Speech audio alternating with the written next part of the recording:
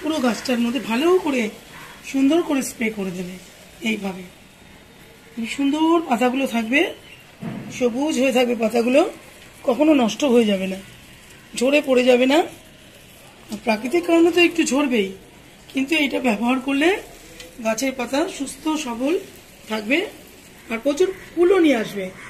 শুধু পাতা ঠিক থাকবে তা না, ফুলও নিয়ে আসবে। দেখো কত বড় বড় সাইজের ফুল। এভাবে তোমরা সমস্ত ডাল থেকে শীতকালে ফুল পাবে।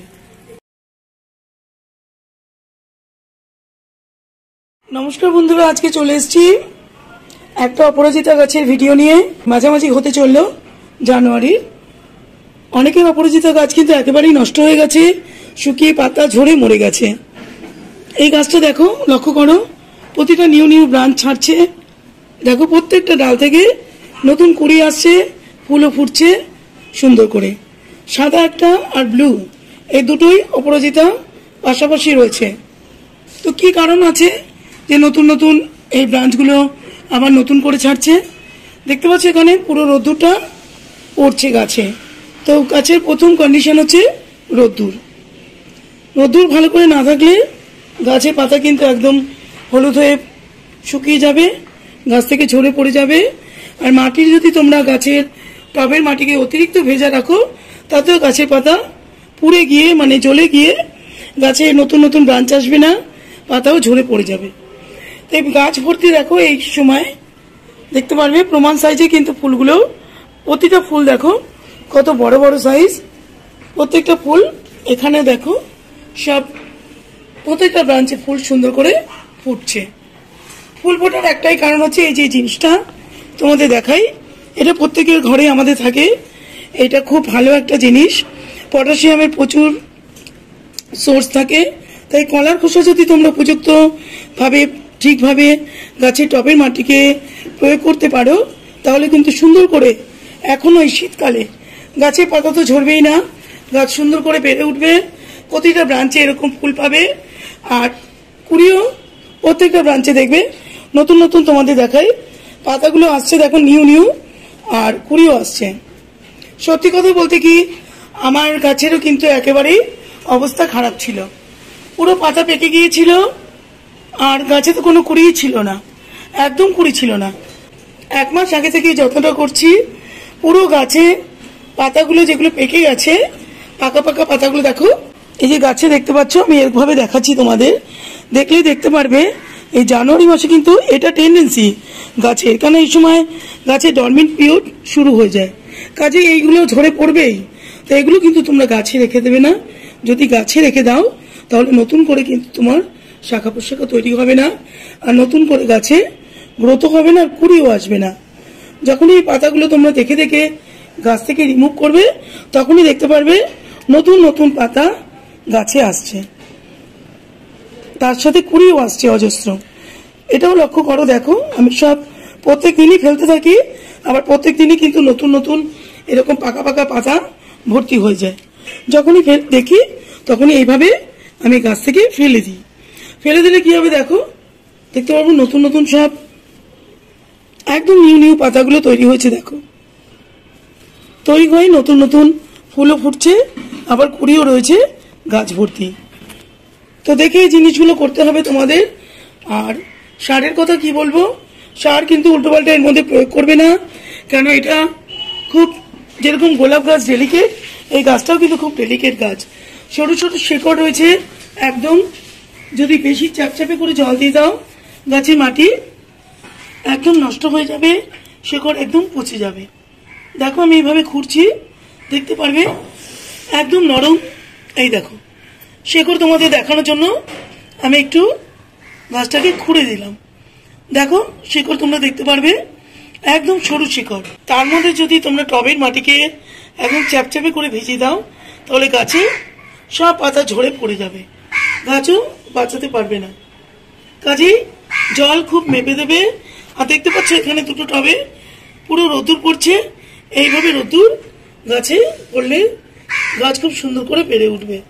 মাঝে মাঝে গাছের মাটিটাকে সুন্দর করে একটু খুঁড়ে দেবে, যাতে মাটিটার মধ্যে হাওয়া চলাচল করে। শিকড়ের মধ্যে একটু হাওয়া লাগলে শিকড়টা নষ্ট হবে না, খুব সুন্দর করে গাছ বেড়ে উঠবে। প্রতিটা টব একদিন দুদিন অন্তর এইভাবে একটু খুঁড়ে দেবে। খালি গাছে গাদা গাদা সার দিলেই গাছ ভালো হয় না। এইগুলো জিনিসগুলো তোমাদের প্রথমেই আগে লক্ষ্য করতে হবে। আর গাছে অতিরিক্ত ফুল আনার জন্য এটা কিন্তু বেস্ট অপশন। এই কলার খোসা, প্রত্যেক বাড়িতে আমরা কলা খাই, খোসাটা কিন্তু কাজে লাগাবে, ফেলে দেবে না। এটাকে সারা রাত জলে ভিজিয়ে তরল সার ব্যবহার করতে পারো, নয়তো শুকনো করে গুঁড়ো করে মিক্সারে এই গাছের মধ্যে দিতে পারো। আর একটা জিনিস দেখো, এটা তো ঘরে থেকে আমরা পেয়ে যাই। দেখো সুন্দর করে আমি প্রত্যেক দিন ধরো যে ব্যবহৃত চা পাতা, সেটাকে ভালো করে চিনিটাকে ধুয়ে এই পাতা শুকিয়ে রেখে দিই। তো এইটাই তোমরা গাছের মধ্যে অল্প করে 1 চামচ মতো নিয়ে চতুর্দিকে এভাবে দিয়ে দিতে পারো। প্রচুর ভালো, এটা একটা নাইট্রোজেনের সোর্স। তোমরা সপ্তাহে একদিন চা পাতা এভাবে দিয়ে দেবে। আর কলার খোসাগুলো যেটা বাড়িতেই পেয়ে যাবে একেবারে বিনা পয়সায়। এইগুলো করলেই হয়ে যায়। গাছের যে দামি দামি সার কিনে গাছে দিতে হবে তার কোনো মানে নেই। তো এটা দিলেও গাছ সুন্দর করে বেড়ে ওঠে। আমি নিজের গাছ করি, এই অভিজ্ঞতা থেকেই আমি বলছি। নাইট্রোজেনের সোর্স তোমরা এই চা পাতা থেকে পেয়ে যাবে। আর কলার খোসা ভেজানো জল বা গুঁড়ো করে শুকনো করে গাছে গোড়াতে দিলে তাতেই প্রচুর পরিমাণে গাছে ফুল ফুটবে। এই দুটো কন্ডিশন। আর গাছের পাতাগুলোকে সুন্দর করে সবুজ করে ধরে রাখার জন্য আমি এপসাম সল্ট ব্যবহার করি। আর গাছের পাতা দেখো সবুজ রাখার জন্য, সুন্দর করে গাছের পাতাগুলো যাতে সবুজ থাকে তার জন্য এরকম 1 লিটার জল নিয়ে নেবে। এর মধ্যে নিয়ে দেখো এরকম আইসক্রিমের চামচের 1 চামচ এপসাম সল্ট নিয়ে নেবে। নিয়ে এটা ভালো করে দিয়ে ভালো করে ঝাঁকিয়ে নিয়ে পুরো এর মধ্যে গুলে গেলে পুরো গাছে আমি স্প্রে করে দেবো। মাসে একদিন এই কাজটা করলে হয়ে যায়। এই কাজটা যদি তোমরা মাসে একদিন করতে পারো তাহলে গাছের পাতা দেখছো কি সুন্দর এইরকম সবুজ থাকবে, পেকে পড়ে যাবে না। এই কাজটা অবশ্যই করবে তোমরা মাসে একদিন বা 20 দিন অন্তর। সুন্দর করে দেখো পুরো গাছটাকে এভাবে স্নান করে দেবে। এরকম করে প্রতিটা পাতায় পাতায় প্রত্যেকটা জায়গায় সুন্দর করে স্প্রেটা করে দেবে।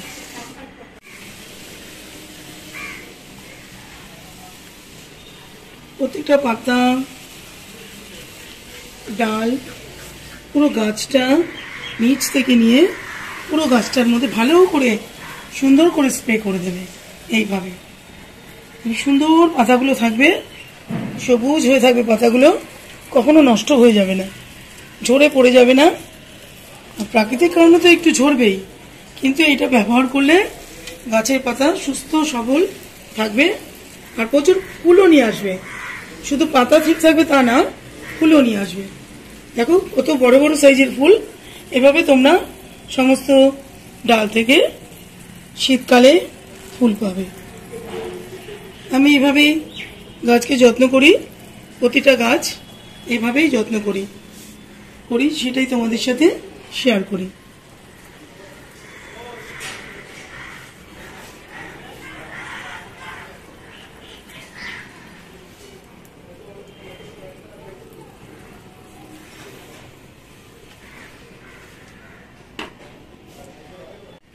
আর এই গাছেও কিন্তু পোকা লাগে, দেখবে কালো কালো গাছের পেছনে, পাতার পেছনে দেখবে কালো কালো দেখতে পারবে। অনেক সময় এইগুলো ডিম পেড়ে রেখে দেয়। তো এগুলো কি করবে তোমরা, নিম তেল ইউজ করে নেবে। সপ্তাহে একদিন যদি তোমরা শ্যাম্পু একটুখানি নিয়ে তার সাথে 5 ml এর মতো নিম তেল নিয়ে নেবে। কীটনাশক এর মধ্যে ইউজ করবে না, কেন এটা একটা ডেলিকেট গাছ, এটার মধ্যে নিম তেলই তোমরা দেবে। নিম তেলের সাথে শ্যাম্পু মিশিয়ে সুন্দর করে পুরো গাছের পাতায় পেছন দিকে স্প্রে করবে। আর এটা একটু বিকেলের দিকে করবে, তাহলে খুব ভালো হবে। যখন রোদ্দুর থাকবে তখন কিন্তু করবে না। এই নিম তেল যখন স্প্রে করবে তখন সন্ধ্যের দিকে এই গাছটাকে পুরো স্প্রে করে দেবে, তাহলে পাতাও সুন্দর থাকবে, একটা পাতাতেও পোকা আক্রান্ত হবে না। সুন্দর করে এইভাবে প্রতিটা ব্রাঞ্চে ফুল পাবে, নতুন নতুন কুড়ি আসবে। এভাবেই তোমরা এই গাছটাকে যত্ন করবে। এখানে দেখো বারান্দার মধ্যে কিন্তু আমার এই দুটো গাছ রয়েছে। ওইদিকেও রয়েছে, কিন্তু এই দিকটা এই শীতকালটা সাউথ ডিরেকশনে পুরো রোদ্দুরটা পড়ে বলে তো গাছটা খুব সুন্দর করে বেড়ে উঠছে। যেই আমি পাতাগুলো ফেলার কথা বললাম, দেখো নতুন নতুন করে আবার গাছে গ্রোথ আসছে। প্রতিটা জায়গায় দেখতে পারবে, দেখো নতুন নতুন গাছে গ্রোথ আসছে। আর এই গাছটা কি করবে, একা রাখবে না, অন্যান্য গাছের সাথে রাখবে। দেখুন আমার এখানে একটু লেমন গাছ রয়েছে, এখানে আমার পান রয়েছে, দেখতে পাচ্ছ এই যে পান গাছও কিন্তু আমার সুন্দর করে বাড়িতে তৈরি করা। শুধু একটা গাছ না, অনেকগুলো পান গাছ আমার বাড়িতে রয়েছে।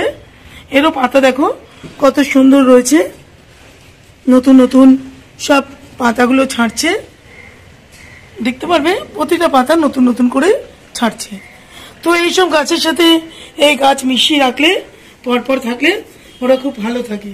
তো এই জিনিসগুলো তোমরা একটু লক্ষ্য করো, তাহলে সুন্দর করে গাছে প্রত্যেক দিন ফুল আসবে। তো এই ছিল অপরাজিতার আজকে ভিডিও। যদি ভালো লাগে লাইক শেয়ার কমেন্ট করো, চ্যানেলটাকে অতি অবশ্যই সাবস্ক্রাইব করো। আজকের মতো রাখবো, নমস্কার।